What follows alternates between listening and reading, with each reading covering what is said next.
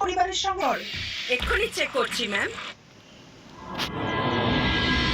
নিশিভূমি গ্রামের মধ্যে সাতরা বাজতে যাচ্ছিল, আর প্রতিদিন সন্ধ্যার মতো আজকেও চারদিকে ঘন্টার শব্দ হচ্ছে। এই ঘন্টার শব্দ হওয়ার সাথে সাথে গ্রামের লোকেরা তাদের বাড়িতে চলে যায়। আর ঠিক সাতটা বাজার কিছুক্ষণ আগে গ্রামের পুলিশ সবাইকে সতর্ক করছিল, সাতটা বাজতে চলেছে, সাতটা বাজতে চলেছে, সবাই যার যার বাড়ির দিকে যাওয়া শুরু করুন।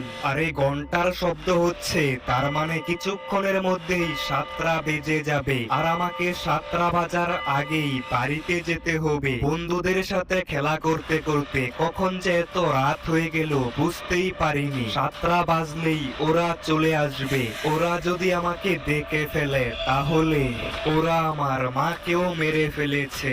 তারপর এই ছেলেটি সাতটা বাজার আগেই তার বাড়ির ভিতরে চলে যায়, কারণ তারা বাড়ির ভিতরে আসতে পারে না। তনয়, তুমি এতক্ষণ কোথায় ছিলে? তুমি জানো না সাতটা বাজলে ওরা চলে আসে? বাবা, আমি বন্ধুদের সাথে খেলা করছিলাম, তাই এত দেরি হয়ে গেছে।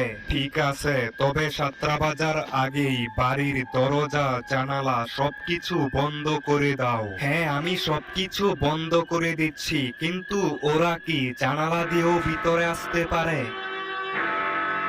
আরে সাতটা বেজে গেছে, ওরা আসার আগে তাড়াতাড়ি সবকিছু বন্ধ করো। তারপর রাহুলের কথা মতো তার ছেলে দরজা বন্ধ করে দেয়, কিন্তু সে যখনই জানালা বন্ধ করতে যায় তখন এরকম কিছু একটা দেখে। তনয় বাবা, এই দেখো আমি এসে পড়েছি, তাড়াতাড়ি দরজা খোলো, সাতটা তো বেজে গেছে।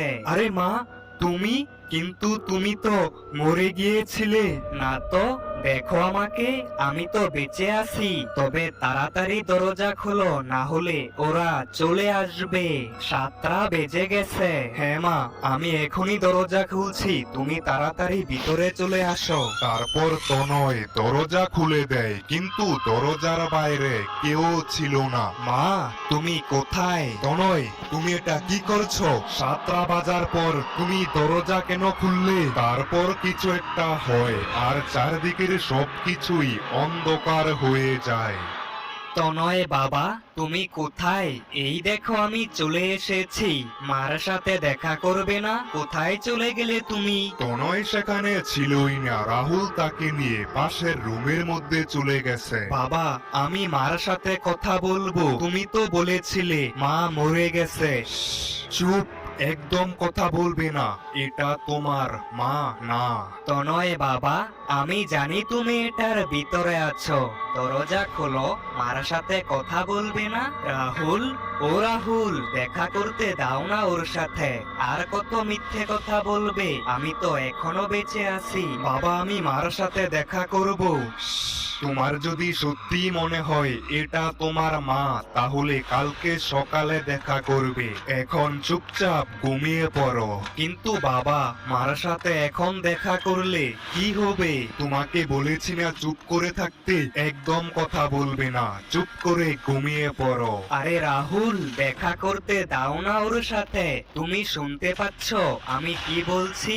ও রাহুল।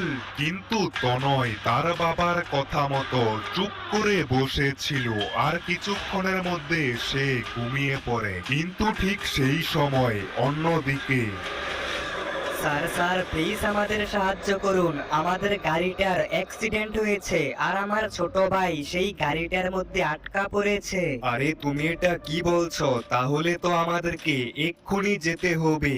কিন্তু স্যার, এখন কি পুলিশ স্টেশনের বাইরে যাওয়া ঠিক হবে? আরে তুমি কি বুঝতে পারছো না, কতগুলো লোক বিপদে পড়েছে, আমাদেরকে যেতে হবে, তাদেরকে সাহায্য করতে হবে। তুমি কোনো চিন্তা করো না, আমরা তোমাদের সাহায্য করব। হ্যাঁ স্যার, তাড়াতাড়ি বাইরে আসুন, আমাদেরকে বাঁচান। তাড়াতাড়ি চলো, কিন্তু তোমাদের গাড়িটা কোথায় অ্যাক্সিডেন্ট হয়েছে? স্যার, এখন কয়টা বাজে মনে আছে তো?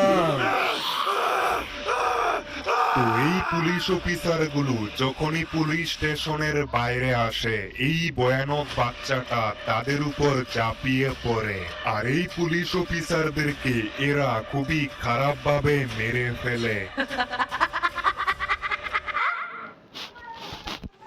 কিছুক্ষণের মধ্যেই সকাল হয়ে যায়। তারপর রাহুল আর তার ছেলে তনয় ঘর থেকে বাইরে বের হয়, কিন্তু সেই সময় সেখানে কেউ ছিল না। বাবা, তুমি তো বলেছিলে সকালবেলা মার সাথে দেখা করতে পারবো, কিন্তু মা এখন কোথায় চলে গেছে? মার সাথে দেখা করবে? তাহলে চলো আমার সাথে। কিন্তু বাবা, আমরা কোথায় যাচ্ছি আর মার সাথেই কিভাবে দেখা করব? কালকে রাতে মা তো আমাদের বাড়িতেই এসেছিল। সেটা তোমার মা ছিল না। কিন্তু বাবা, ও তো একদম মায়ের মতোই কথা বলছিল। তুমি শুধু আমার সঙ্গে আসো, আজকে তুমি সব কিছুই জানতে পারবে। তনয়, তুমি কি এখানে কিছু দেখতে পাচ্ছ? এখানে তো সেরকম কিছুই নেই, শুধু একটা পুরনো বাস পড়ে আছে। বাবা, এটাই সেই জায়গা, এখানেই তোমার মাকে ওরা মেরে ফেলেছিল। কি? কিন্তু কিভাবে? শোনো তাহলে, ওই দিন আমাদের বাড়িতে আসতে অনেক দেরি হয়েছিল। সেই সময় সকালের 4টা বেজে গিয়েছিল, কিন্তু সূর্য উঠতে এখনো কিছুক্ষণ বাকি ছিল, যার কারণে গ্রামের সবগুলো বাড়ির দরজা জানালা বন্ধ করা ছিল।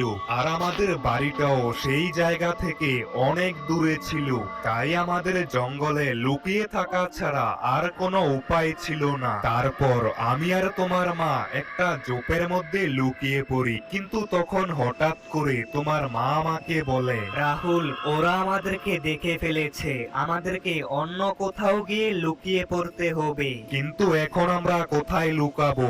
আশেপাশে কি কোনো লুকানোর জায়গা দেখতে পাচ্ছ? আশেপাশে তো সেরকম কিছু দেখতে পাচ্ছি না, তবে একটু দূরে একটা পুরনো বাস পড়ে আছে। আমরা সেই বাসটার মধ্যে গিয়ে লুকাতে পারি, সেখানে তারা আমাদেরকে দেখতে পাবে না। হ্যাঁ, চলো তাহলে সেখানেই যাই। তারপর আমি তো সেই বাসের মধ্যে উঠে পড়ি, কিন্তু তোমার মা কারুর সঙ্গে কথা বলছিল। আন্টি আন্টি, আমি এই গ্রামের মধ্যে হারিয়ে গিয়েছি, আমার বাড়ি এখান থেকে অনেক দূরে, কিন্তু তুমি এখানে কিভাবে এলে আর তোমার মা বাবা কোথায়? আন্টি, আমাকে সাহায্য করো, ওরা চলে আসলে আমাকে মেরে ফেলবে। তুমি ভয় পেও না, আমরা এই বাসের মধ্যে লুকিয়ে পড়বো, এখানে তারা আমাদেরকে দেখতে পাবে না। সত্যি আন্টি? কিন্তু আমি তো তোমাকে দেখতে পেয়ে গেছি। আমি তোমার মাকে বাঁচানোর জন্য অনেক চেষ্টা করেছিলাম, কিন্তু সেই সময় অনেক দেরি হয়ে গিয়েছিল। বাসের দরজাটা লক হয়ে গিয়েছিল, আর তুমি তো জানো আমি চোখে দেখতে পাইনি। আমি অনেক